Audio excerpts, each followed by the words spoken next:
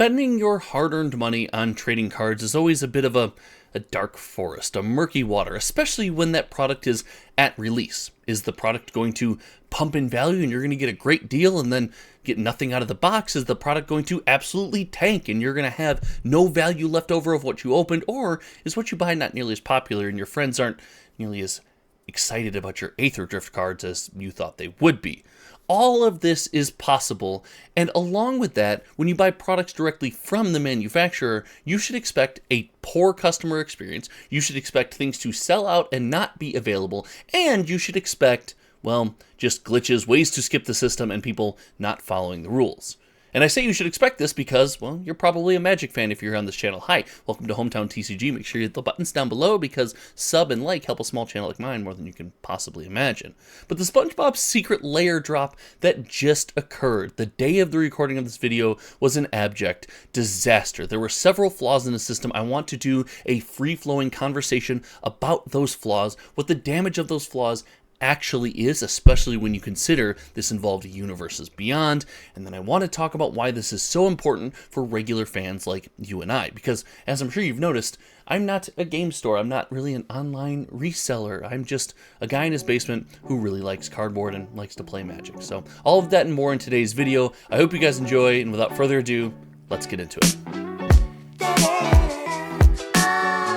So I'll state this off the bat right away. Secret Lair is not necessarily something I often agree with. It's not something that I need in my Magic the Gathering life. I like my products to come off the shelves, and I've said it before and I'll say it again. I wish Secret Lair flowed through the LGS. To be another, if it has to exist, it's got to be another avenue for the LGS to give good products to players who want them at in a fair way and a fair rate. And I know not all LGSs will abide by that, but the good ones will, and that to me is a missing and powerful tool in today's ecosystem. But we instead are going to discuss Secret Lair as it exists today. I'm not going to waste much energy on Secret Lair shouldn't exist, or it should exist, or it's a bastion of collectability, or it's horrible. I'm not going to do all that. We're going to acknowledge that Secret Lair does exist in the way that it does, and I want to talk about the flaws on the Spongebob release. And I want to start with the initial problem that seems to come up over and over again with Wizards of the Coast.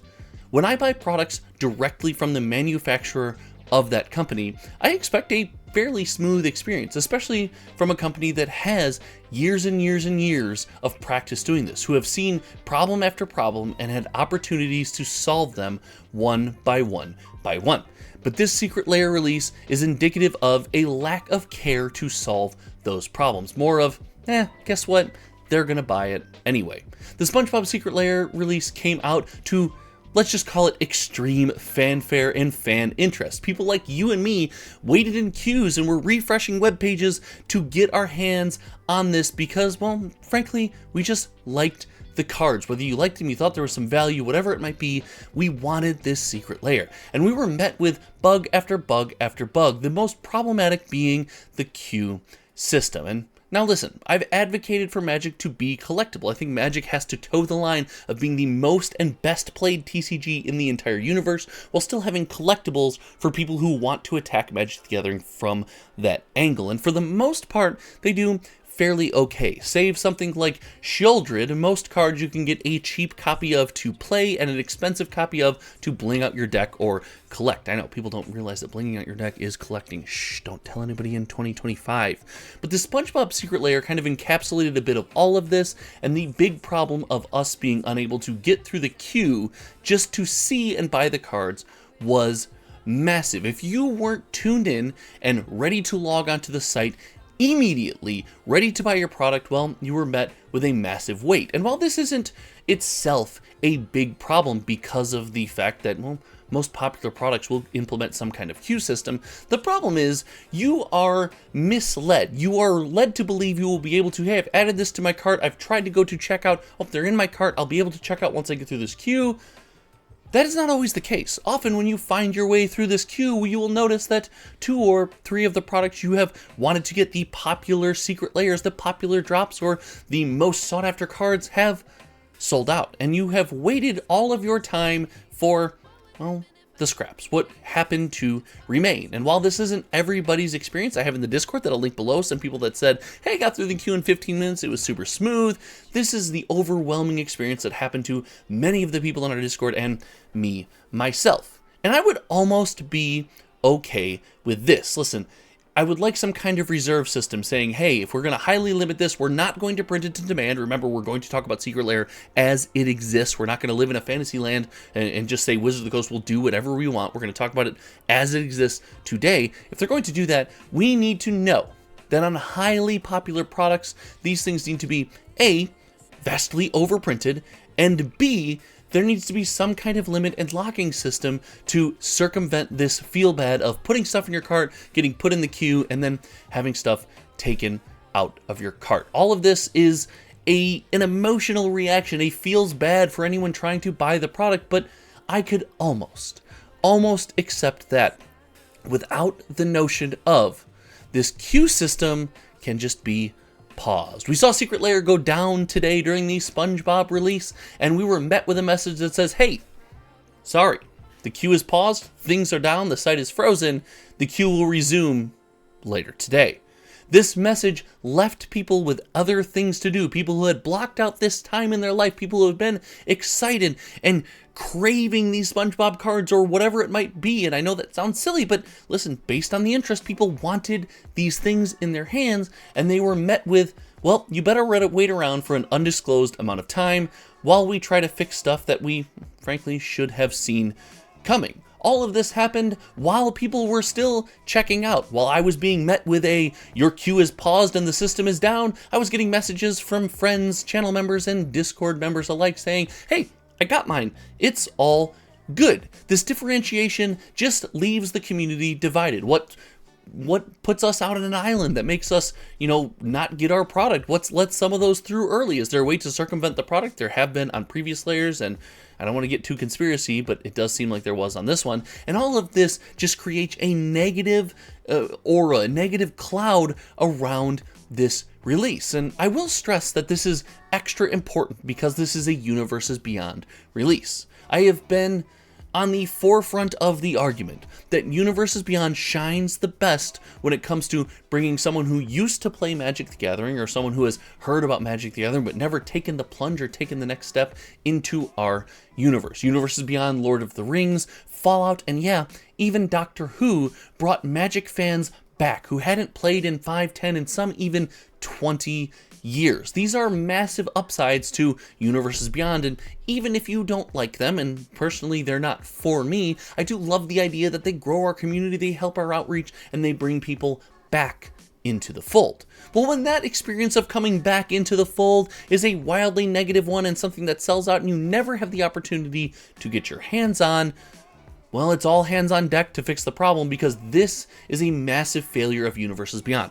Now we have let's just call it what it is and get demonetized, the bastardization of the Magic the Gathering IP, the Fortnitification of everything coming in, and most of the time I have just accepted this. But if we are going to fail at the thing that Universes Beyond does best, in my opinion, why have it? What are we doing? Why are we crushing the Magic the Gathering IP when if we were to take a little more care of the storylines, the characters, and the sets, we would see more Tarkir Dragonstorms than we would Assassin's Creed flops? All of these feel bad seem to have rolled into one as far as the Secret Lair is concerned. Now, something I'm not going to complain about with this Secret Lair is the idea of scalpers. People are always going to buy special drops, whether they're Magic the Gathering themed, SpongeBob themed, or My Little Pony themed. They're going to buy them to sell them on the secondary market. We can limit the number of copies available. We can hard limit people to how many you can buy at a time, how much money you can spend, things of that nature. But you cannot stop people from buying things to sell on the secondary market. It happens with regular Magic the Gathering products. It happens with people cracking Commander decks to sell singles. The issue is availability, accessibility, and widespread equality when it comes to access to these products. Now, as I said, we had people that sat in the queue and waited all day just to be told, hey, we're paused for an indiscriminate amount of time, and then just to be met with a Twitter message saying, guess what? 5 minutes, Q will be back. Let's go, baby. And it was like 5 or 10 minutes or something. I don't know if I'm being hyperbolic there.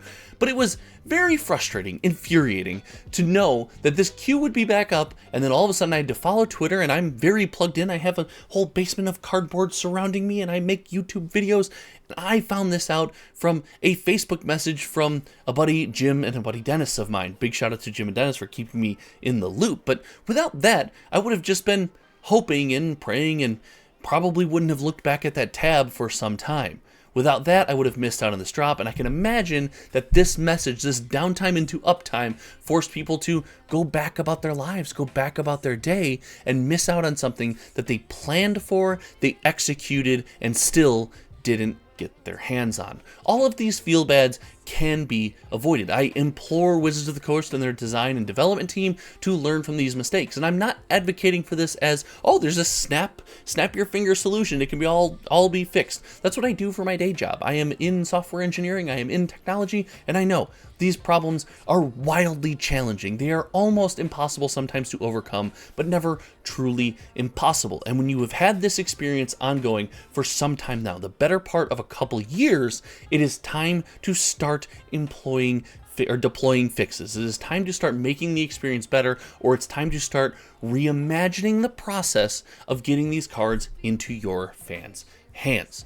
All in all, I'm not the most negative person on the internet. You'll find that I'm a big advocate for sets. Heck, I actually really enjoy Aether Drift. I'm so excited for Tarkir and Karlov Manor. Yeah, I did a whole video on how it's vastly underpriced a little while ago. I'll link that video somewhere up here. It'll be linked. Maybe I won't. If I don't, let me know in the comment section below. But I will say, this is just a failure, and as much as I like to call wins, I call failures where I see them. I want to see Universes Beyond shine in the best way possible, and if Secret Lair is going to continue to exist, I want us to fix the problem that causes the massive ruckus and online discomfort and discord of negativity that happens on every massive and major release. I think it's a criteria, it's a qualifier that if you're going to release these products and you're going to release them this way, you make the system work. Or, you plug into the system that already exists, where you have a network of game stores that have, loyal customers that want to buy products at fair prices, and just do it through there. All in all, I need to see this fixed. If you agree with me, let me know in the comment section below. If you disagree with me and you think Wizards of the Coast did great, this is a place where you can share those ideas. We are not going to bash anyone for any thoughts in the comment section below.